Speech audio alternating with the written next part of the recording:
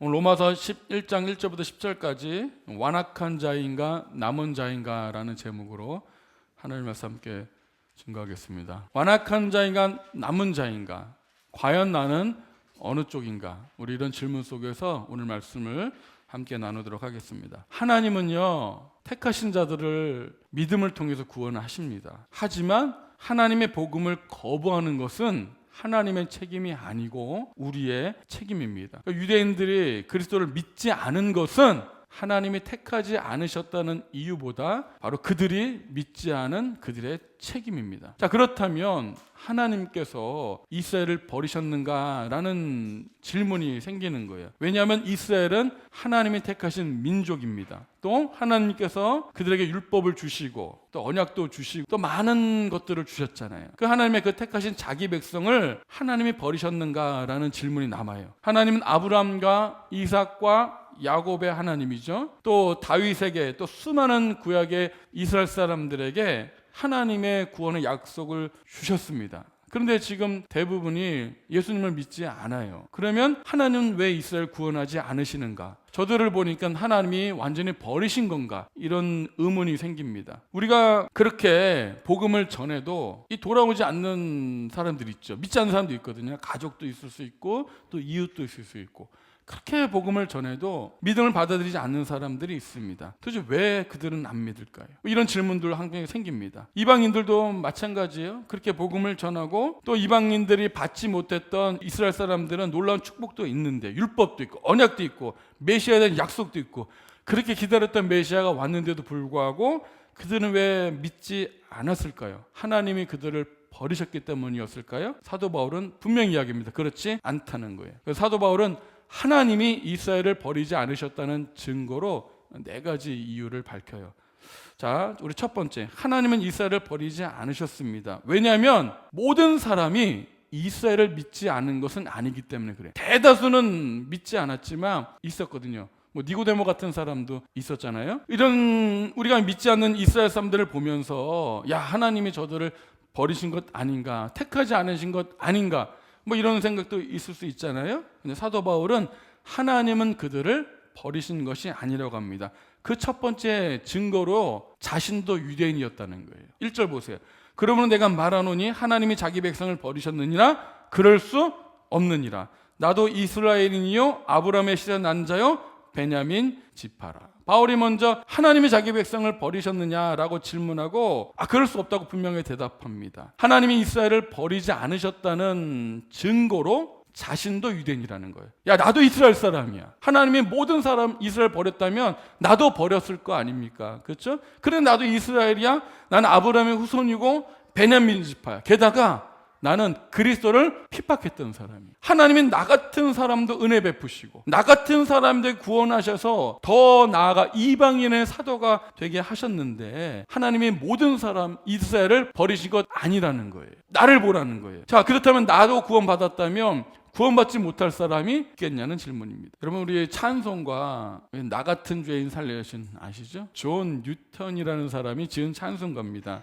이 사람은요, 그 노예선 선장이었다가 나중에 이제 하나님 은혜로 회심하고 목사가 된 사람이에요. 이 존 뉴턴은 영국에서 태어난 사람입니다. 그 사람은 해군과 이 노예선에서 일하면서 아주 방탕하고 타락한 삶을 살았어요. 그리고 이 노예 무역을 하면서 이 아프리카의 수많은 사람들을 강제로 납치해다가 이제 노예로 팔았던 사람입니다. 술과 폭력에 찌들어 살았고 심지어 자신도 노예가 되어서요, 이 아프리카 원주민으로 팔린 적이 있었던 사람이에요. 근데 이 사람이 1748년에 정말 하나님의 은혜로 아주 극적으로 회심하는 사건이 일어납니다. 이 존 뉴턴이 타고 가던 배가 이제 폭풍을 만나서 침몰할 위기에 처했던 거예요. 그러니까 사람이 이제 죽게 되면 누구 찾아요? 하나님 또 찾잖아요.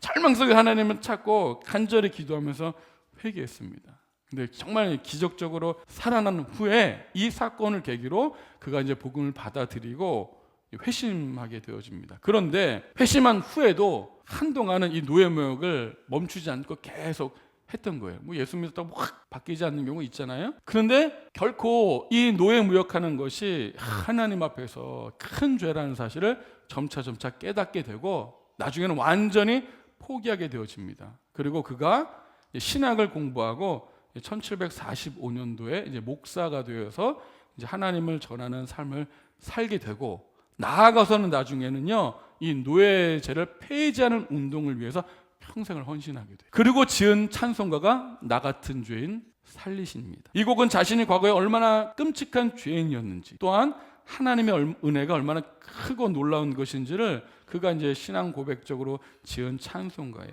나 같은 죄인 살리신 주 은혜 놀라워죠. 나 같은 죄인 어떤 죄인이야? 과거에 이 노예를 팔았던 잔혹한 죄인이었던 그가 하나님의 은혜로 구원받았다는 거예요. 큰 죄에서 건지신 주 은혜 고마워. 큰 죄 뭐였죠? 그가 이 배가 폭풍을 만났을 때 회개한 사건, 또 구원받은 그 사건을 이야기하고 있습니다. 거기서 우리 영혼이 주님의 은혜로, 그는 나의 의가 아니라 하나님의 은혜로 하나님 나라에 갈 소망을 노래하고 있는 것입니다. 뭘 말해주는 거죠? 아무리 큰 죄인도 하나님의 은혜로 구원받을 수 있다는 거예요. 완악한 자기 같은 사람들도 하나님의 은혜가 임하면 변할 수 있다는 거예요. 우리의 구원은 오직 은혜로만 가능하다는 거예요. 사도 바울도 그랬잖아요. 예수 믿는 사람 핍박했던 사람, 누구보다도 앞장섰던 사람이잖아요. 누구보다도 자기 의를 위해서 열심을 내었던 사람입니다. 근데 그도 하나님의 은혜가 임하자 변하게 됐다는 거잖아요. 사도 바울의 논리는 뭐예요? 하나님의 모든 이스라엘을 버리셨느냐? 그럴 수 없다. 나 봐라, 나도 유대인이었어. 나도 심지어 그리스도 핍박했던 사람인데 하나님의 은혜 베푸셔서 나도 예수 믿게 되었잖아 라는 증거로 자신을 내세우게 됩니다. 두 번째 논증은요, 이 택하심의 원리를 있다는 거예요. 2절 보세요. 하나님이 그 미리 하신 자기 백성을 버리지 아니하신다는 거예요. 하나님은 미리 하신 자들을 버리세요, 안 버리세요? 안 버리십니다. 하나님의 자기 백성을 버리지 않으셨다는 증거로 이 택하심의 원리를 설명하고 있습니다. 우리 로마서 8장 29절에서 읽어봤던 얘기 잘 보세요. 미리 아신다는 게 무슨 이야기인지 보세요. 하나님이 미리 하신 자들을 또한 그 아들의 형상을 본받게 하기 위하여 미리 어떻게 해요?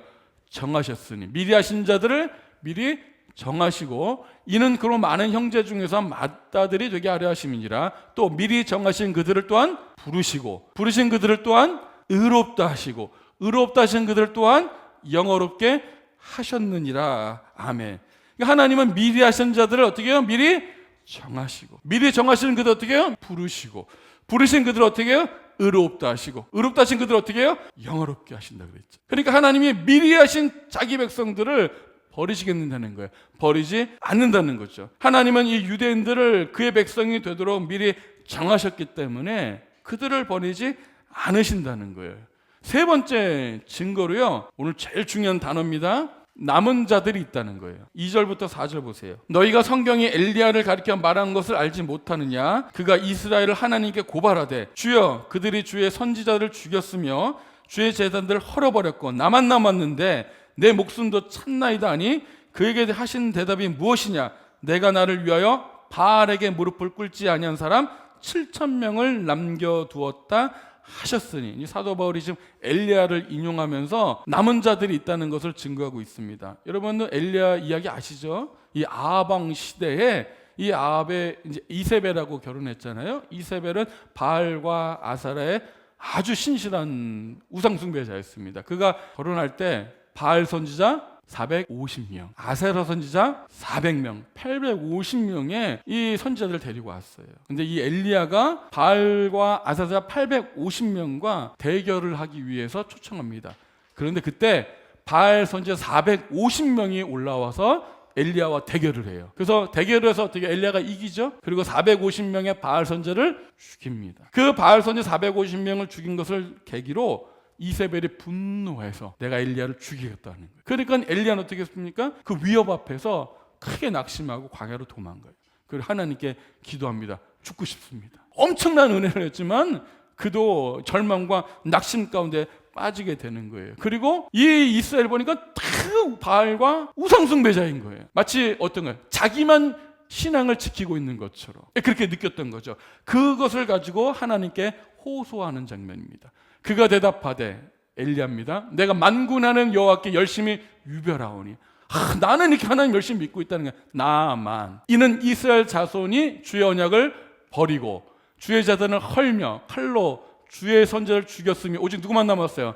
나만 남았거든. 지금 이스라엘 보니까 온갖 모든 백성이 우상 숭배하고 있습니다. 그리고 하나님의 선자들을 죽이고 있습니다. 오직 하나님 믿는 사람 나 혼자 남았습니다. 이거예요. 그들이 내 생명을 찾아 빼앗으려 하네. 그나마 남은 나 한 사람도 지금 죽을 위기에 처했다는 것입니다. 그래서 하나님이 뭐라고 대답하시죠? 잘하는 것처럼 뭐라고 대답하세요? 너만 남은 줄 알았지? 아니야. 바알에게 무릎 꿇지 않은 사람 몇 명이요? 7,000명을 남겨두었다는 거예요. 내 눈에 안 보인다고 해서 없는 게 아니고 하나님은 신실한 자들 어떻게 해요? 7,000명을 남겨두었다는 것입니다. 지금 사도 바울이 그 엘리야의 이야기를 가지고 지금도 적용하고 있는 거예요. 이스라엘이 하나님을 떠난 것 같지만 모두가 거부한 것은 아니라는 거예요. 남겨둔 자들이 있다라는 거예요. 바울 시대에도요, 지금 모든 이스라엘 사람들이 예수님을 거부하고 복음을 받아들이지 않는 것처럼 보이고 완전히 버리신 것처럼 보이지만 남은 자들이 있다는 거예요. 그들은 영적인 이스라엘이고요, 예수님을 믿는 자들입니다. 엘리야는 자신이 홀로 남았다고 느꼈어요. 하지만 하나님 어떻게 해요? 7,000명을 남겨두었습니다. 그들은 신실하게 하나님을 믿는 자들이에요. 우리도 종종 신앙생활에 외로움을 느낄 수 있어요. 나 혼자밖에 믿는 것 같고. 그러나 하나님은 항상 남은 자들을 남겨두십니다. 믿으십니까? 오늘날 이 교회 안에서도요, 하나님의 신실한 성도들을 보존하고 계세요. 지금 기독교인들이 줄어들고 있는 것처럼 보이고 막 코로나 시기를 통해서 막 교회를 떠나는 사람도 많고 믿는 사람이 없는 것 같아요. 여러분들 사회에 나가서 직장이나 사회생활 가보세요. 주변에 믿는 사람이 있는 것 같아요, 없는 것 같아요? 나만 믿는 것 같아요. 그런 느낌 있으세요, 없으세요? 세상은 점점 하나님을 거부하고 떠나는 것 같아도 하나님은 언제나 남겨둔 자들이 있습니다. 엘리야 시대는 7,000명. 지금은 얼마야? 모르겠어요. 7만 명인지 70만 명인지 7억인지 모르겠습니다. 하여튼 하나님께서는요, 여전히 남은 자들을 주시고 그들을 구원하신다는 것입니다. 이게 세 번째 친구예요. 네 번째는요, 은혜로 택하신 자들이 있다는 거죠. 5절 6절 보세요.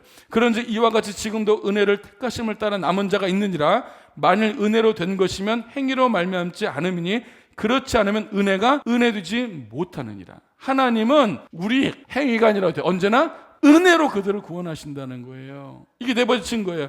지금 이스라엘을 보면 엘리야 때처럼 모두가 복음을 거부한 것처럼 보이지만 분명히 그렇지 않다는 거예요. 엘리야 때처럼 지금도 은혜로 택하심을 따라 남은 자가 있다라는 거예요. 우리 인간의 어떤 행위와 공로가 있어서가 아니라 하나님 어떻게 해요?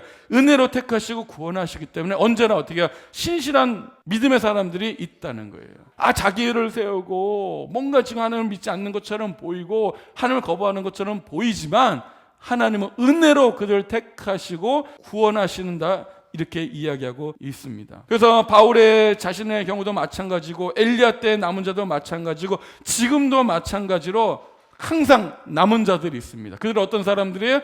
은혜로 택하심을 따라 남은 자들이에요. 하나님의 은혜로 남은 자들을 택하십니다. 오늘 기독교인들이 줄어드는 것 같아요. 주위를 보면 진짜 아무도 없는 것 같고 신앙생활 교회 다니면서 나만 믿음 있는 것 같고 그럴지라도 하나님 반드시 은혜로 택하신 자들을 남겨두십니다.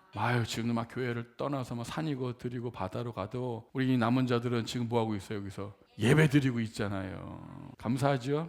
하나님께 미리 하신 자, 미리 정하신 자, 부르신 자, 의롭다 하신 자들, 우리 눈에 안 보일지라도 믿는 자들이 있습니다. 우리는 그들을 바라보며 늘 기도하면서 우리는 신앙생활을 더욱더 하나님 앞에서 신실하게 해야 될 줄로 믿습니다. 아무리 교회가 없어지는 것 같고 사람이 떠나는 것 같아도 그거 보고 낙심하지 마십시오. 남겨둔 자가 있습니다. 그 교회 안에서도 마치 사람들이 이스라엘이 느끼는 것처럼 다 우상 숭배하고 제 멋대로 사는 것 같아 보여도 저 사람들 믿음이 있는 거 맞나? 그렇게 보일지라도 낙심하지 마십시오. 남은 자들이 있습니다. 그 남은 자가 내가 되어야 되잖아요. 맞죠? 자, 유대인 하나님은 이 유대인의 완악함을 심판하시는데요. 그 심판이 어떤 모습으로 나타나는지 7절 보세요.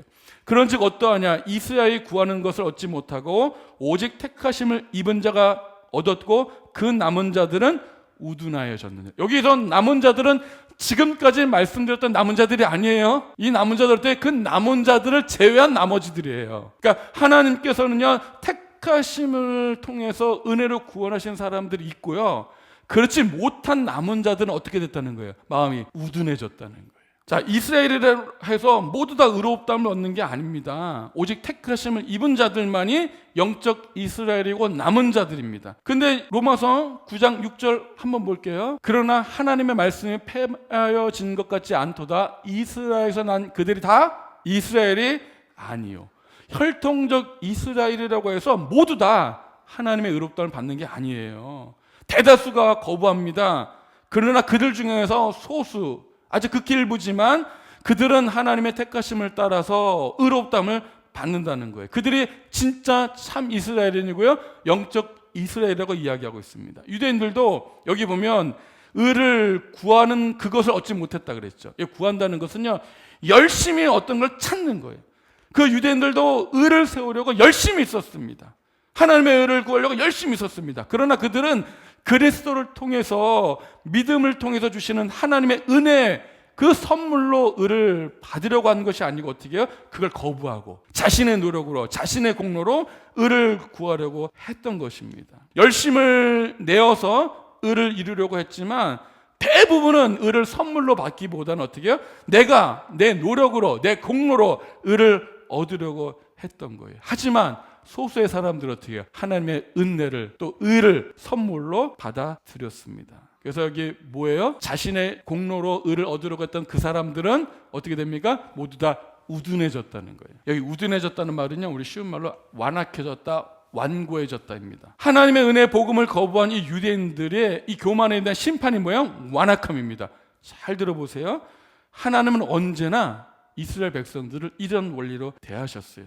사도 바울이 이제 이사야 29장 10절을 인용하면서 이렇게 말씀하거든요. 8절 보세요. 기록된 바 하나님이 오늘까지 그들에게 혼미한 심령과 보지 못할 눈과 듣지 못할 귀를 주셨다는 것 같으나, 잘 들어보면 참 이해하기 어렵죠. 왜 못 봤어요? 하나님이 눈을 가려서. 왜 듣지 못했어요? 하나님이 듣지 못하게 해서. 그럼 하나님 책임 아니야? 이렇게 생각할 수 있죠. 이 말씀 한번 잘 이해해 볼게요. 하나님은요, 이스라엘 사람들이요, 완악한 태도를 보이면 하나님은 그들을 완악한 상태로 내버려 두십니다. 그들에게 혼미한 심령과 보지 못할 눈과 듣지 못할 귀를 주셨다는 것은 그런 말이에요. 그들이 끝까지 하나님께 완악한 태도를 했기 때문에 하나님은 그들의 완악한 상태를 내버려 두시는 것, 그것이 심판이라는 거예요. 바울은 지금 이사야의 말을 인용하고 있잖아요. 이사야도 모세의 말을 인용해서 한 말이거든요. 이렇게 우둔해진 일, 완악해진 일은요, 모세 때부터 계속된 거예요. 모세 때부터, 이사야 때부터 지금 바울 시대까지, 오늘 이때까지 계속 이어져 있다는 거예요. 하나님께서 아무리 보여주고 들려줘도 보지 못하고 듣지 못하는 자들입니다. 신명기 29장 한번 볼게요. 모세가 온 이스라엘을 소집하고 그들에게 이르되, 여호와께서 애굽 땅에서 너희 목전에 바로와 그의 모든 신하와 그의 온 땅에 행하신 모든 일을 너희가 보았나니. 출애굽하면서 광야 생활하면서 수많은 기적들 이스라엘 백성이 경험했죠. 눈으로 봤죠. 그럼에도 불구하고 곧 큰 시험과 이적과 큰 기사를 내 눈으로 보았느니라. 그러나 깨닫는 마음과 보는 눈과 듣는 귀는 오늘까지 여호와께서 너에게 주지 아니하셨느니라. 이 무슨 말이에요? 이스라엘 백성이 출애굽하고 광야 생활 동안 수많은 기적과 이사를 경험하고 눈으로 봤습니다. 하나님께서 놀라운 기적을 베푸셨는데도 불구하고 그들은 영적으로 전혀 깨닫지 못했다는 거예요. 깨닫는 마음과 듣는 귀가 없다는 거예요. 그래서 오늘까지 하나님께서 너에게 주지 않았다라고 하는 말은 무엇을 말하는 거죠? 그들이 그 기적을 봤음에도 불구하고 여전히 완악한 상태로 있기 때문에 하나님은 어때요? 그들의 눈과 귀를 가려서 완악한 상태가 되게 하셨다는 거예요. 그래서 그들의 완악함이 하나님의 심판이라는 거예요. 이해되세요? 이런 경고가 이사야 시대까지도 그대로 이어집니다. 이사야 6장 볼게요. 여호와께서 이르시되 가서 이 백성에 이르기를 너희가 듣기는 들어도 깨닫지 못할 것이요 보기는 보아도 알지 못하리라 하여 이 백성의 마음을 둔하게 하며 그들의 귀가 막히고 그들의 눈이 감기게 하라 염려하건대 그들이 눈으로 보고 귀로 듣고 마음으로 깨닫고 다시 돌아와 고침을 받을까 하노라 하시기로. 아멘. 이거 마치 하나님이 구원 못 받게 작정한 것처럼 보이지만 그게 아니고 이게 무슨 말이에요? 그들은 하나님 완악한 마음이 있는 거예요. 하나님의 말씀을 들을 마음이 전혀 없는 거예요. 그러니까 어떻게 해요? 그 완악함의 심판으로 뭐예요? 눈과 귀를 가려워서 완악한 상태 그대로 내버려 두시는 것, 그것이 심판이라는 거예요. 하나님의 택하신 자들 외에 나머지들은 우둔해졌다는 것, 그들은 완악한 그 상태로 내버려 둔 것, 그것이 심판이라고 이야기하고 있습니다. 계속해서 완악한 마음으로 하나님을 거부하기 때문에 하나님 그들에게 뭘 만드신 거예요? 영적인 소경으로 만들어 버린 거예요. 이사야 29장 9절부터 볼게요. 자, 너희는 놀라고 놀라라. 너희는 맹인이 되고 맹인이 되라. 그들의 취함이 포도주로 말미암음이 아니며 그들의 비틀거림이 독주로 말미암음이 아니니라. 대저 여호와께서 깊이 잠들게 하는 영을 너에게 부어주사 너희 눈을 감기셨으니. 이 무슨 뜻인지 아시겠죠? 지금 맥락이 완악한 상태로 그들이 영적으로 헤매고 있는 거, 여전히 하나님께 돌이키지 않는 그 마음의 태도로 하는 심판하셔서 어떻게 해요? 깊이 잠들게 하는 영을 보내셔서 어떻게 해요? 잠들게 하셔버리는 거죠. 그가 선지자들과 너의 지도자의 선견자들을 덮으셨음이니라. 그러므로 모든 계시가 너희에게는 봉안책의 말처럼 되었으니 그것을 글 아는 자에게 주며 이르기를 그대에게 청하노니 이를 읽으라 하면 그가 대답하기를 그것이 봉이졌으니 나는 못 읽겠노라 할 것이요 또 그 책을 글 모르는 자에게 주며 이르기를 그대에게 청하노니 이를 읽으라 하면 그가 대답하기를 나는 그를 모른다 할 것이니라. 주께서 이르시되 이 백성 입으로는 나를 가까이하며 입술로는 나를 공경하나 그들의 마음은 내게서 멀리 떠났나니 그들이 나를 경외함은 사람의 계명으로 가르침을 받았을 뿐이라. 그러므로 내가 이 백성 중에 기이한 일, 곧 기이하고 가장 기이한 일을 다시 행하리니 그들 중에서 지혜자의 지혜가 없어지고 명철자의 총명이 가려지리라. 아멘. 하나님이 아무리 은혜를 베풀어 주셔도 그들이 여전히 어떻게 해요? 완악한 마음으로 있는 거예요. 그 사람은 깊이 잠들게 하는 영을 보내셔서 잠들게 합니다. 눈을 가려버린다는 거예요. 그렇게 되니까 어떻게 해요? 글을 아는 사람들은 글을 읽어도 어떻게 해요? 나 이거 도저히 이해할 수가 없어. 글을 모르는 사람은 어떻게 해요? 나는 글을 읽을 줄 몰라. 심지어 선지자들, 선견자들조차도 눈이 가려워지니까 어떻게 해요? 하나님의 뜻을 깨닫지 못한다는 거예요. 이해가 되세요? 듣는 자들은 믿고 구원받잖아요. 듣지 못하게 하시는 거죠. 그게 심판이라는 거예요. 지혜자도 어두워지고 명철자도 총명함을 잃어버리는 거. 그래서 모르는 거예요. 이런 말 있잖아요. 아무리 성경을 읽어도 모르는 거죠. 여러분 오늘날 이 시대도 성경을 안 보려는 사람 많죠. 그 말씀 아무리 들려줘도 아닌 사람 많습니다. 나는 성경을 봐도 모르겠다. 하나님 영의 눈을 멀게 한 것입니다. 나는 글을 나 성경 읽으면 머리가 복잡해. 읽어도 뭔 말인지 하나도 모르겠어. 이게 심판일 수 있다는 거예요. 하나님은 너희들 입술로는 경외한다고 하지만 사람들의 계명으로 가르침을 받았을 뿐이라는 거예요. 하나님의 참뜻, 하나님의 말씀 가운데 신앙생활을 하는 게 아니라 그저 사람들의 전통, 종교적인 전통, 문화 이런 것들로만 신앙생활하고 있다라는 것입니다. 그들은 하나님을 경외한다고 말은 하지만 실제로 마음은 하나님께서 멀어져 있는 사람들이에요. 여러분 인간의 지식이나 능력으로는 절대 하나님을 깨달을 수가 없습니다. 성경 읽어도 이걸 역사를 다 알아도 하나님이 눈을 열어주시지 않으시면 결코 하나님의 말씀을 깨닫거나 읽을 수가 없습니다. 복음을 거부하는 자들은요, 하나님이 그들의 마음을 더욱 완악하게 하실 수 있다는 사실을 우리는 정말 두려움으로 들으셔야 합니다.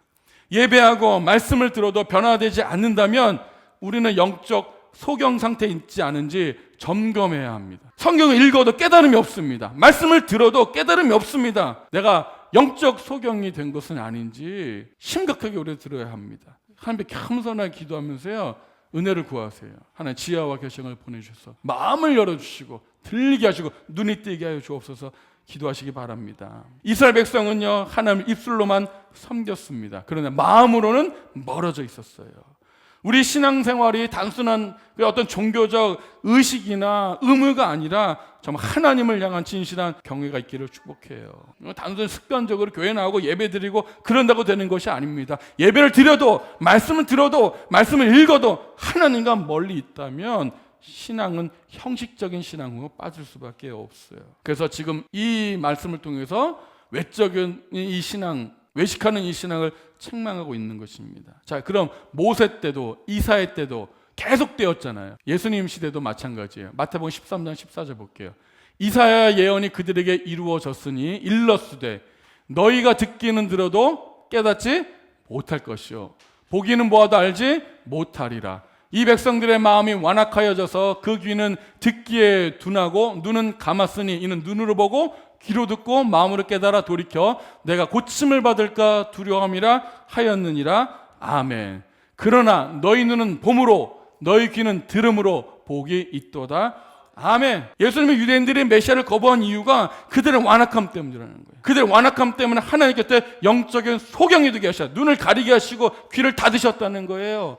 그래서 봐도 보지 못하고 들어도 듣지 못하게 하셨다는 것입니다. 그러니까 바울은 이 이사야를 인용하면서 지금 이스라엘이 복음을 들어도 받아들이지 않는 것, 깨닫지 못하는 것, 그들의 영적 소경이 된 것이 뭐예요? 하나님의 심판이라는 거예요. 완악함의 심판입니다. 그러나 하나님은 그들의 눈을 흐려지고 등 굽어질지라도 항상 어떻게 해요? 남은 자들을 남겨주시는 거예요. 이 제자들에게 말씀하시죠. 너희는 본다. 너희는 듣는다. 그러므로 어떻게 해요? 복이 있다라고 말합니다. 이스라엘을 완전히 버리신 것이 아니라 뭐라는 거예요? 은혜로 택하신 남은 자들을 통해서 하나님의 구원 계획을 이루어 가신다는 사실입니다. 오늘 이 자리에서 예배를 드리고 하나님의 말씀을 듣는 것은 하나님께 우리를 미리 정하셨고 부르셨고 의롭다 하셨다는 사실을 우리가 믿기 때문이에요. 맞죠? 우리의 공로나 행위가 아니라 예수님을 통한 하나님의 은혜로 우리가 구원받은 사실을 믿기 때문입니다. 오늘 예배를 드려도 말씀이 들리지 않고 반응이 일어나지 않고 들어도 깨닫지 못한 사람, 마음의 완악함으로 인해서 하나님이 영적 소경이 되게 하시는 것일 수 있어요. 맞아요?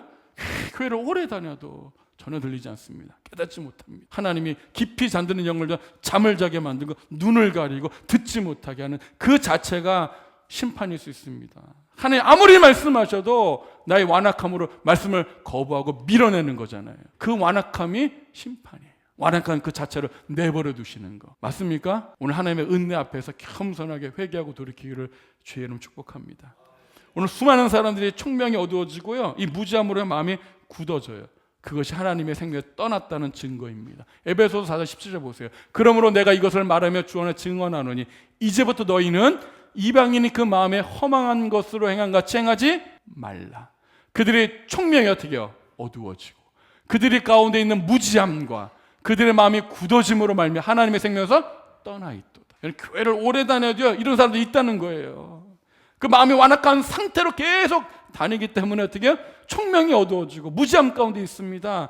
봐도 보이지 않고 들어도 들리지가 않는 거예요. 마음이 굳어지고 그들 하나님의 생명에서 점점 멀리 떠나 있는 거죠. 그들이 감각 없는 자가 되어 자신을 방탕에 방임하여 모든 더러운 것을 욕심을, 그러니까 자기 욕망대로 자기 욕심대로만 살아가게 되어 있습니다. 오직 너희는 그리스도를 그같이 배우지 아니야. 그러나 복음이 들려진 자, 예수님을 은혜로 구원받은 자들, 예수님의 말씀을 따르는 자들은 결코 그렇게 살지 않는 거죠. 진리가 예수 안에 있는 것 같이 너희가 참으로 그에게 듣고 또한 그 안에서 가르침을 받았을진데 너희는 유혹의 욕심을 따라 썩어져가는 구습을 따라 옛사람을 어떻게 벗어버리고 그리스도를 따르는 자, 믿음 있는 자는 어떻게 죄하에서 벗어나려는 삶을 산다는 거죠. 오직 너희 심령이 어떻게 새롭게 되어 하나님을 따라 의와 진리와 거룩함을 지으실 받은 새 사람을 입으라. 이 사람들이 누구예요? 남은 자들이에요. 남은 자들은 그리스도를 따라가요. 그리스도의 말씀을 들어요, 배워요, 알기 때문에 새 사람을 입어요.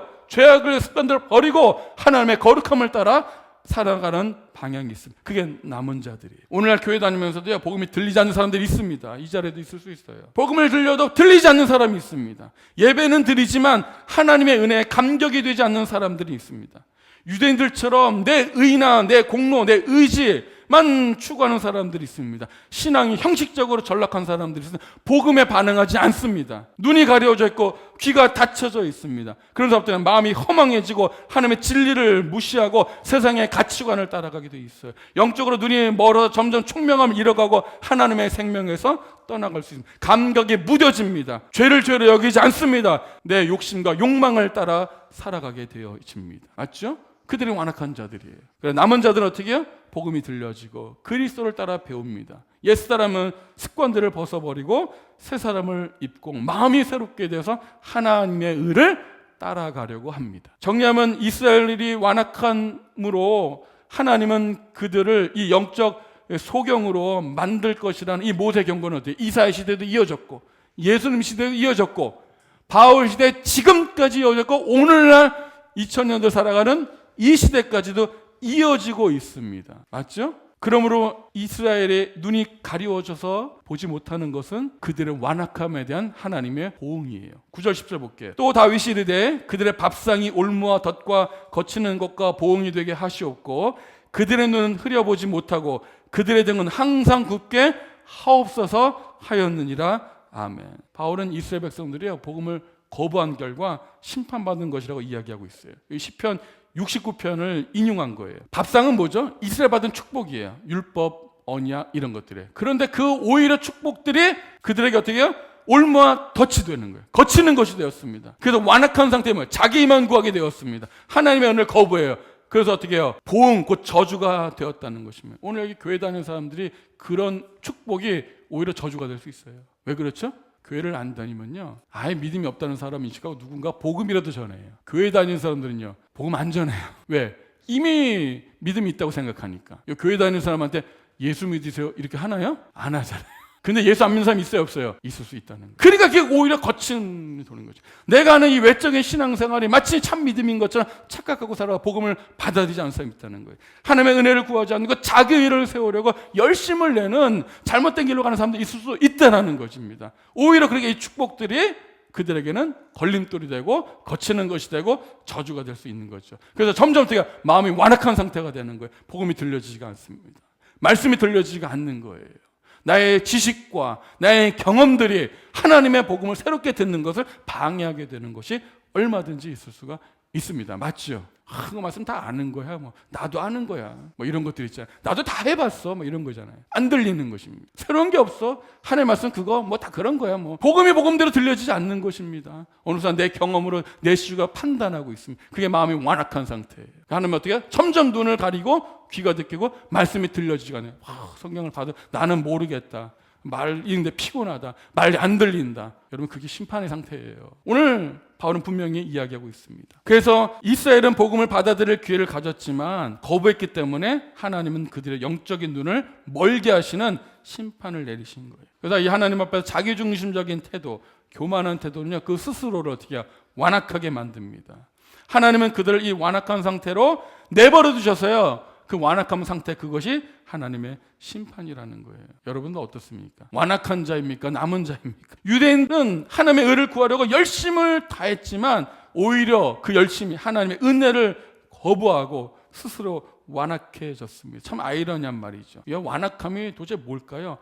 예수님에 대해서 기독교에 막 적극적으로 반대하고 나는 안티크리스찬이야 막 그런 것만이 아닙니다. 완악함 무엇입니까?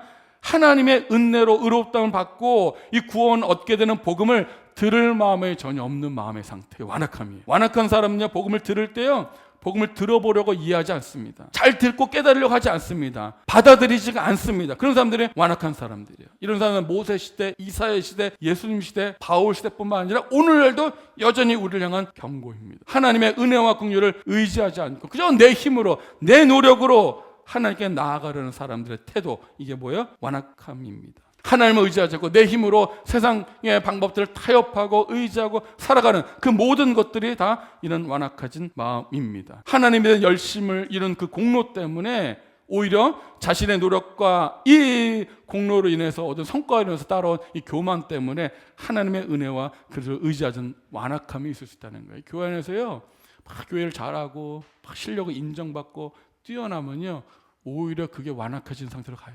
그리고 어느 순간부터 그 사람들이 하는 말은요 하나님이 은혜가 아니고 내가 했다 이렇게 말해요. 오히려 그런 사람도 어떻게 해요? 완악해지는 거예요. 그러니까 들어도 아무리 들려요 안 들려요. 아무리 말씀을 안 들려요. 맞죠? 제가 아무리 말씀 듣고 봐도요 안 들려요. 그게 뭐예요? 이 완악해지는 상태. 아무리 목사가 하나님의 말씀 권면을 해도 들을 마음이 전혀 없습니다. 그 완악함이 심판 그 자체예요. 여러분 완악해지지 않도록 오늘 하나님 겸손하게 회개함으로 나아가기를 주의 이름으로 축복합니다. 말씀을 정리하고 마칠게요.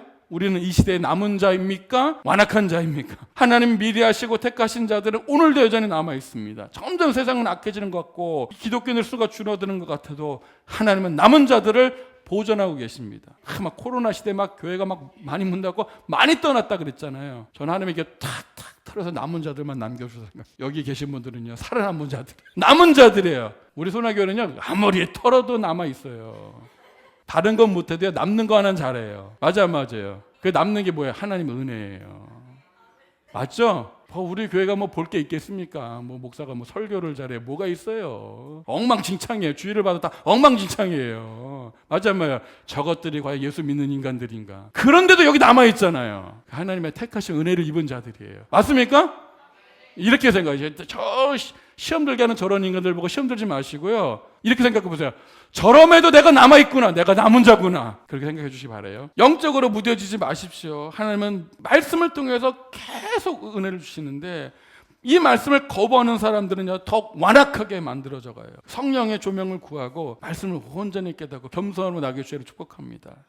여러분, 형식적인 신앙을 경계하십시오. 입술로는 하나님 공경한다 그러고 뭐 다 한다고 하지만 마음은 하나님께 떠난 사람들이 있어요. 예배가 습관이 됩니다. 형식적인 종교 생활로 가는 거예요. 그러면 어떻게 됩니까? 완악해져요.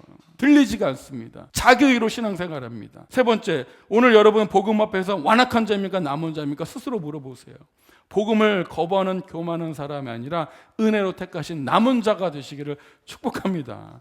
어떤 사람들은 교회를 다니면 달릴수록 점점점 복음을 들어서 복음을 거부하고 완악해져가는 사람들이 있어요. 하나님은 어떻게 합니까? 그들을 내버려 두십니다. 내버려 어떻게 해요? 눈이 닫혀요. 귀가 닫혀요. 들어도 들리지가 않습니다. 이제는 봐도 보이지가 않습니다. 완악한 자는 복음을 거부하고 자신의 길을 고집하고요, 하나님의 뜻을 따르지 않습니다. 남은 자는 그러나 하나님의 은혜를 끝까지 사모하며 믿음을 지켜갑니다. 여러분, 나는 신앙이 무뎌져 가고 있나요? 날마다 새로운 심령으로 나아가고 있나요? 스스로 마음이 어두워지고 무거워지고 무뎌지고 있다면 혹시 내가 이 완악한 마음의 상태에 있기 때문 아닌지 한번 돌이켜 보시기 바랍니다. 오늘 말씀을 들어도 반응하지 않는다면 나도 영적으로 눈이 멀고 귀가 닫힌 상태가 아닌가 생각해 보시고 하나님께 기도하세요. 어떻게 해요? 하나님, 지혜와 계시형을 부어주셔서 눈을 열어주시옵소서. 이렇게 오늘 기도하길 바라요. 그리고 하나 더, 마지막입니다. 바울의 심정으로 우리가 복음을 전해야 합니다. 지금도 은혜로 택하심을 따라 남은 자들이 있습니다. 모든 사람들이 세상이 복음을 거부하는 것처럼 보이지만, 오늘날 누가 예수 믿겠어? 라고 할지 모르지만 하나님의 택하신 자들은 결국 믿게 되어지고 복음에 반응하게 되어 있습니다. 여러분, 복음을 한번 전해보세요. 전혀 믿지 않을 것 같은 사람들 의외로 복음 딱 받아 믿는 사람이 있습니다. 이건 전해봐야 아는 거예요. 하지만 우리의 눈으로 남은 자인지 아닌지 판단할 수 있어요, 없어요? 여러분, 그 판단하면 안 돼요. 내가 복음 한번 전해볼 때는 안 받아요. 넌 남은 자 아니야. 그러면 돼요? 안 돼요? 안 돼요. 그럼 우리는 복음을 전했을 때 거부하는 사람이 지금 남은 자인지 아닌지는 우리가 판단하는 게 아니고 누구만 하시는 거예요? 이거는 하나님만 하시는 거예요. 지금은 완악한 자처럼 보일지라도 하나님이 택하신 자라면 언젠가 돌아오게 되어 있습니다. 우리가 판단해서 이 인간은 남은 자가 아니야, 이 왼수는 남은 자가 아니야, 그 결론을 포기하지 마십시오. 하나님은 하나님의 때에 구원하십니다. 하나님의 때에 미리 정하신 자를 택하신 자를 부르십니다. 어떤 사람들은요 즉시 복음 받아들이는 사람이 있고요, 어떤 사람은요 평생 걸리는 사람이 있어요. 극적으로 얘기하면 정말 죽기 직전에 받을 수도 있습니다. 그러니까 우리는 끝까지 판단하면 안 돼요. 우리 가족들, 이 인간들 그렇게 복음을 전해도 이거 도대체 귓구녕이 막혔는지 저거 앞만 봐도 하나님 택하신 자가 아닌 것처럼 보이죠. 너는 남은 자가 아니야, 지옥이나 가거라. 우리 그렇게 생각할 수 있잖아요. 우리 그렇게 생각하지 마시고요. 이 인간도 어떻게 해요? 남은 자일 수 있다. 하나님이 바울도 구원하셨고 존 뉴턴도 구원하셨고 심지어 어떻게 해요? 나도 구원하셨다면 이 인간도 하나님 은혜 베푸시면 구원할 수 있다. 맞습니까? 여러분, 어떻게 기도해야 돼요?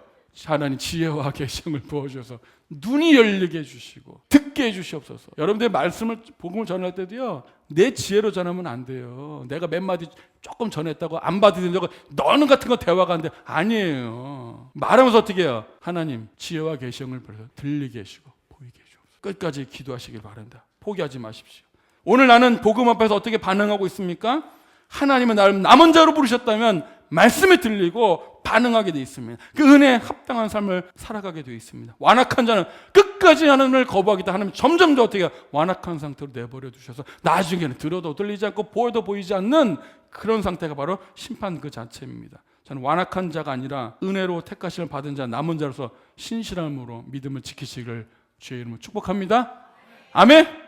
맞죠? 우리도 은혜 주셔서 믿은 거예요. 믿음은요 내 안에서 나오는 게 아닙니다. 외부에서 주어지는 거라 그랬죠. 하나님이 선물로 주시는 거예요. 여러분들 오늘 믿고 있다면 내가 뭐 잘해서 믿은 게 아니고 하나님 믿음을 주셔서 믿은 거예요. 믿음이 기적입니다. 여기 예수님 실제로 보신 분 한번 손 들어보세요. 아니 뭐 하나님 나라 저 천국 갔다 와 보신 분 한번 손 들어보세요. 아무도 없죠. 아무도 없는데 지금 믿고 있습니다. 그게 은혜예요. 믿어진 게 은혜입니다. 그게 남은 자예요. 오늘 그 남은 자로서요 마음이 완악해지지 않도록 하나님께 겸손하고 기도로서 말씀이 들려지기를 기도하기를 주님 축복합니다.